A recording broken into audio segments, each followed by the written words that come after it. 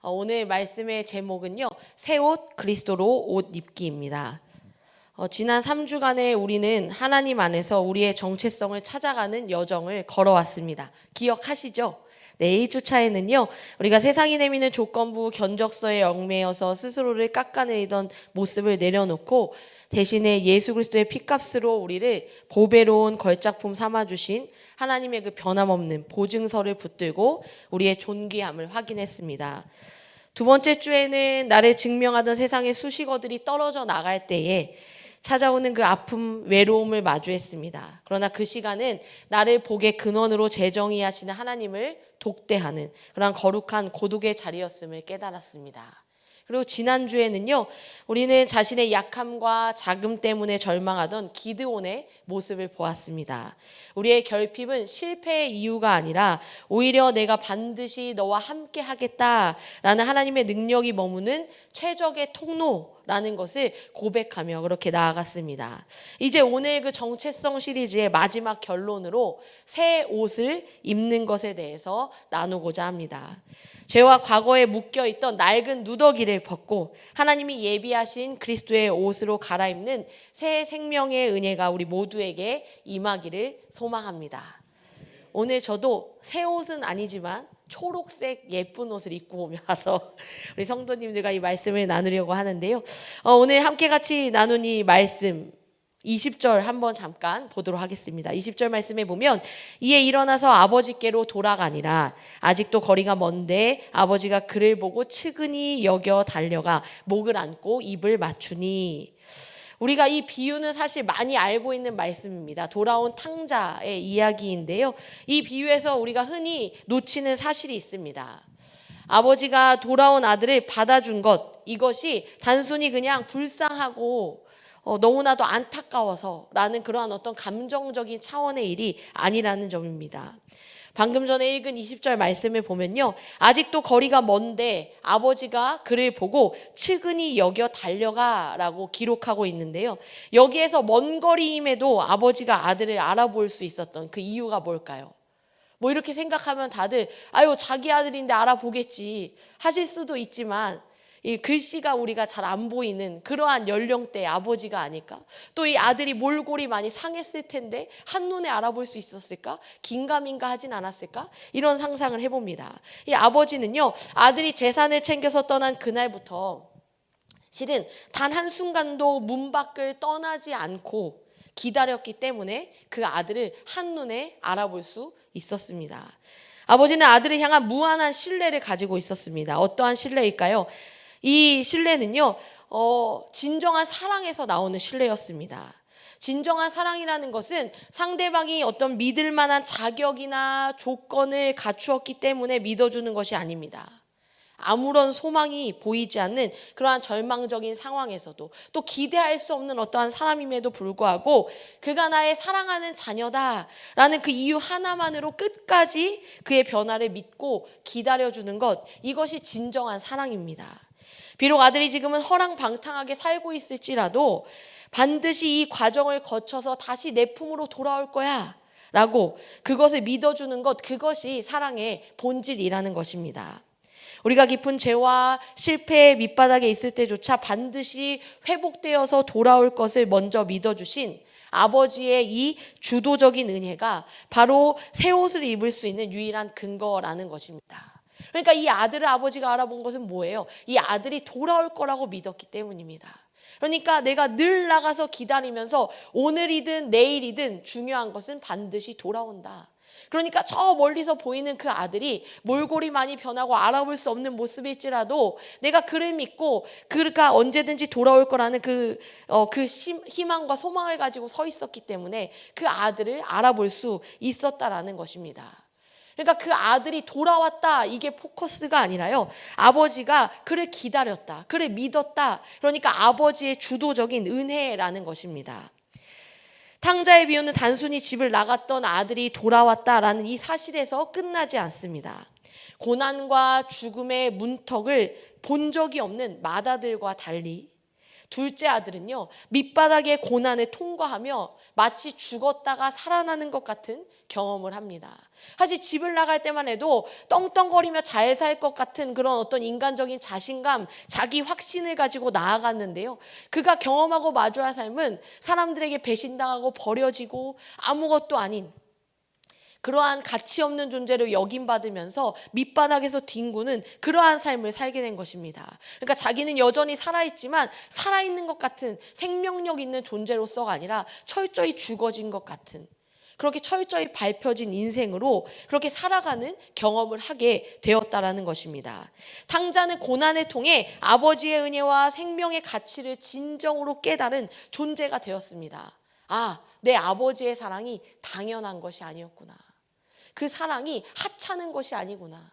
그 사랑이 뻔하고 지겨운 것이 아니구나 라는 사실을, 그것이 은혜였다는 사실을, 내가 사랑받을 만한 잘난 사람이라서, 잘난 아들이라서가 아니라 아버지의 사랑이 크고 아버지의 사랑이 절대적이었기 때문에 내가, 이 보잘것없는 내가, 아버지를 등지고 떠난다는 내가, 그럴 나를 아버지가 여전히 사랑하고 나와 함께하고 있었다는 사실을 나가서야 깨달은 아들이라는 것입니다.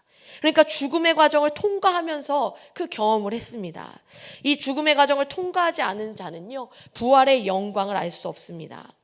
우리의 어떤 과거 또 실패, 이러한 것들은 때때로는 그 상황을 마주할 때는 꼭 그것이 우리를 죽일 것만 같고 두렵습니다. 그러나 그것은요, 우리를 파멸시키기 위한 것이 아닙니다. 오히려 그 밑바닥에서만 만날 수 있는 하나님의 깊은 은혜를 경험하게 하며 우리를 이전과는 완전히 다른 새로운 피조물로 빚어내신 하나님의 그 신비로운 일하심이라는 것입니다. 하나님은 우리를 적당히 고쳐 쓰시는 분이 아니라 죽음에서 건져내어 새로운 생명으로 다시 살리시는 그러한 분이라는 사실을 믿으시기 바랍니다. 저 또한도 이렇게 목회자로 살아오면서 사실은 이제 제가 하늘을 날아다니는 경험을 한 적이 있습니다. 와, 나는 마치 내가 사역을 하기 위해 태어난 사람인가 봐. 어떻게 이렇게 교회가 사랑스럽지? 어떻게 이렇게 아이들을 볼 때마다 눈물이 흐르고 눈에서 하트가 뿅뿅 나오지? 하면서요, 마치 제가 그 자리를 위해 태어난 사람인 것처럼 착각하며 살았던 시절이 있습니다. 그때는 너무너무 행복하고요. 그리고 시키지도 않았는데 교회를 막 이렇게 뱅글뱅글 돌면서 교회 건물까지도 사랑스러워서 교회를 위해 막 그렇게 기도했던 시절이 있습니다. 그래서 그때 부끄럽지만 제 친구들이 저를 별명을 붙여주었는데요. 지금은 너무 부끄럽습니다. 그때 그랬습니다. 시대의 사명자. 제 친구들이 우리 시대의 사명자가 왔다 뭐 이러면서 생각해보면 놀림을 당한 것 같기도 한데, 그때는 그렇게 친구들이 저를 불러줄 만큼 제가 무언가 사역에 굉장히 몰두하고 기쁨이 있었습니다. 그런데 어느 순간요, 이 사역이 저의 어떤 마음, 저의 뜻, 저의 신나는 것에 의지해서 그것을 하다 보니 그 사역이 저를 잡아먹는 순간이 오더라고요. 기쁘지 않고 도망치고 싶었고 그것이 무언가 나의 삶을 짓누르는 것 같은 두려움이 있었습니다. 그런데 그만두자니 교회를 다닐 곳이 없는 것 같아서 교회를 안 다닐 수도 없고 그만둘 수도 없고 뭐 이러한 어떤 어려움에 봉착했을 때에 그때 이 사역이 내가 잘해서도 아니고 정말 내가 해야만 해서도 아니고 하나님이 어찌 보면 나로 하여금 그 자리를 통해 하나님의 사람으로 도리어 나를 빚어가셨구나. 사실 어떠한 성도님들은 이미 성도님의 자리에서 충분히 하나님의 은혜를 경험하시면서 교회도 사랑하고 교회를 섬기고 하나님의 자녀로 충분히 살아오셨지만 저란 사람을 하나님이 사역자로 세우지 않으셨다면 세상으로 나아가기 딱 좋은 인생이 아니었을까. 그래서 하나님은 도리어 도망가지 못하게 저를 이렇게 심겨놓으시고 박아놓으셨다는 사실을 알지 못하고 그때는 제가 마치 제가 잘나서 잘해서인 줄 착각했던 시간이 있습니다. 근데 그 시간이 지나고 또 지나니까요, 도리어 두렵고 또 돌아갈 수 없는 그러한 어떤 겁나는 그러한 심정들을 경험했을 때도 있는데요. 그 시간을 지나고 나서야 이 일이 얼마나 귀한 자리이고 하나님이 나를 살아가게 하신다는 사실을 깨닫게 된 것 같습니다. 오늘 이 탕자도 그렇습니다. 자기가 힘이 있는 줄 알았습니다. 나에게 이것이 있으면, 나에게 물질이 있으면 내가 분명히 이 세상 가운데서 이름을 떵떵 떨치며 살아갈 수 있을 거라고 확신했던, 자기 확신으로 가득 찬 사람이었지만 있지만 그것이 철저히 무너지고 아무것도 아닌 자신의 인생을 마주하면서 그 앞에 그 아버지의 사랑이 얼마나 깊은 것이었는지를, 그 은혜를 깨닫게 된 것입니다. 22절 말씀에 보면요, 아버지는 이 아들에게 이렇게 합니다. 아버지는 종들에게 이르되 제일 좋은 옷을 내어다가 입히고 손에 가락지를 끼우고 발에 신을 신기라. 아버지는 아들이요 자책합니다. 내가 아버지의 아들일 수 없다라고 하면서 이제 그냥 종처럼 여겨주기를 바라는, 그냥 거짓된 마음이 아니라 아마도 진심 어린 마음이었을 것입니다. 근데 그 아들이 자책이 다 끝나기도 전에 종들에게 이렇게 명령합니다. 제일 좋은 옷을 내어다가 입히고 손에 가락지를 끼우고 발에 신을 신기라.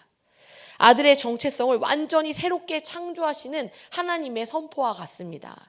누더기 옷을 입고 완전히 거지 같은 그러한 모습으로 돌아온 이 아들에게요, 제일 좋은 옷은 무엇입니까? 이 돼지의 악취가 밴 누더기를 묻지도, 그리고 또 왜 이러냐고 따지지도 않고 덮어버리는 십자가의 은혜인 것입니다. 이제 우리는 더 이상 죄에 묶인 자가 아니라 그리스도의 의로 옷 입은 자라는 것입니다. 나아가 이 가락지를 끼우는 것은 무엇입니까? 가문의 상속권을 상징합니다. 아버지는 아들에게 너는 여전히 내 모든 권세를 누릴 내 아들이다. 네가 어떻게 살아왔는지, 네가 어떠한 시간을 보내고 돌아왔는지는 중요하지 않다. 그 삶의 시간 때문에 네가 나의 아들이 아닌 것이 아니다.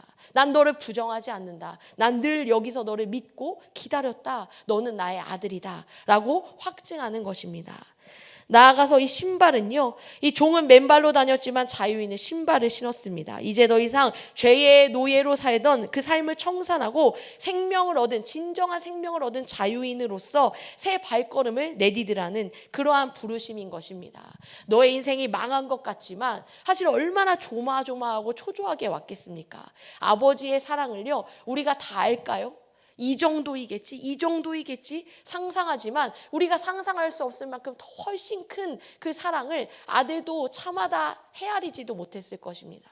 아버지가 날 받아줄까 하는 그러한 고민도 하지 않았을까요? 근데 그에게 완전히 새로운 정체성으로 새로운 옷을 입히면서 너의 상처, 너의 어떤 과거, 너의 그 악했던 모습들, 너의 연약함들, 그 너의 누추함, 그 너의 냄새나는 모든 삶의 무언가, 우리의 마음 가운데 겉으로는 충분히 거룩한 사람인 것처럼, 경건한 사람인 것처럼 얼마든지 말하고 찬양하고 예배할 수 있지만 우리 마음에 품은 그 악한 생각과 마음까지도 완전히 덮으시고 새로운 옷을 입히셔서 너는 내가 기다리는, 내가 믿는 그 아들이라고 말씀하시는 하나님의 사랑을 깨닫게 되는 것입니다. 사랑하는 성도 여러분, 오늘 본문 24절은 이렇게 선포합니다. 이 내 아들은 죽었다가 다시 살아났으며 내가 잃었다가 다시 얻었노라. 이것은 탕자가 단순히 예전의 자리로 돌아왔다, 우리 아들이 집으로 돌아왔다라는 어떤 귀향의 보고가 아닙니다. 위대한 부활의 선언인 것입니다. 이제 우리는 과거의 상처나 죄에 묶여있던 예전의 정체성으로 살아가는 그러한 자가 아닙니다. 우리가 예수 그리스도 안에서 새로운 생명을 얻었다는 것은요, 그 과거의 어떠한 것이 나의 연약함이 나를 쥐고 흔들 수 없는 존재가 되었다는 것입니다. 제일 좋은 옷을 입고 새 가락지를 끼고 새 신발을 신은 우리는 완전히 새로운 생명을 얻은 자로 다시 태어난 것입니다. 새 신발을 신겨주신 아버지는요, 이제 우리를 완전히 새로운 길로 초대하십니다. 그 길은 우리가 스스로 짠 계획이나 어떠한 세상의 잣대로는 감히 상상조차 할 수 없는 영광스러운 길입니다. 비록 지금 내 눈앞에 낯선 광야가 펼쳐져 있을 수도 있고 또 내일에 대한 막막함이 있을 수도 있지만 우리의 가운데는 그러한 것에 대한 두려움은 의미가 없습니다. 우리 하나님은요, 길이 없는 곳에 길을 만드시는 그러한 주님이시기 때문입니다. 요셉을 감옥에서 이끌어내어 애굽을 살리는 상상치 못한 길로 인도하실 거라고 요셉은 생각했을까요? 시편 말씀에 보면 요셉은요, 완전히 피동적으로 이끌려가는 것을 봅니다. 요셉이 하나님의 어떤 계획을 예상하고 하나님이 나에게 이렇게 하시나 보다 하면서 순종하는 것이 아니라요, 끌려가고 그렇게 다 피동적으로 표현되어 있습니다. 그러니까 요셉은 사실 상상하거나 기대했던 그러한 어떤 자신의 계획, 이런 것들이 완전히 무너지고 생각할 수 없는 그러한 삶으로 나아가게 된 것입니다. 우리는 한 이 정도는 아닐까? 요 정도는 아닐까 했지만요, 그것을 초월하여 넘어서는 새로운 인생, 그를 향하여 하나님이 품으신 그 놀라운 계획들을 보게 된 것입니다. 아브라함은 어떻습니까? 본토 친척 아비집에서 이끌어내어 열방을 축복하는 복의 근원으로 그를 삼으셨습니다. 우리 주님은 이러한 축복과 은혜를 우리에게도 내리셨습니다. 요셉이니까 그러겠지, 아브라함이니까 그러겠지가 아니라요, 이 말씀은 오늘 우리에게 향한 말씀입니다. 주님으로 말미암아 새로운 삶을 얻으셨습니까? 예수님을 믿으십니까? 새로운 생명을 얻으셨습니까? 그렇다면 우리도 그 새 옷을 입은 자들입니다. 오늘 새 옷을 입은 우리의 삶에도 그 놀라운 생명의 길을 내고 계신다는 것입니다. 제가 2주 전에 했던 찬양인데요, 그 찬양에 이러한 가사가 있습니다. 비록 내게 보이지 않아도, 비록 내게 느껴지지 않아도 주님은 일하시네. 이 찬양의 고백이 오늘 우리의 심령에 울려 퍼지기를 원합니다. 죄와 사망에 묶여있던 낡은 옷을 과감히 벗어 던지십시오. 때로는 어떠한 과거에 너무너무 꽁꽁 숨겨두고 싶었던 나의 그 연약한 모습, 나의 너무 악한 모습, 나의 치졸한 모습, 누구에게도 들키고 싶지 않은 그러한 모습들, 그것에도 연연하지 마십시오. 혹시 그때 어떠한 나로 나를 누군가가 판단하진 않을까, 평가하지 않을까, 그것 때문에도 연연하지 마십시오. 내가 상상할 수조차 없는 가장 선하고 완벽한 새로운 길로 나를 인도하시는 그 하나님을 온전히 신뢰하시기 바랍니다. 오늘 힘찬 믿음의 발걸음을 내디디시는 저와 여러분이 되시기를 주님의 이름으로 축원합니다.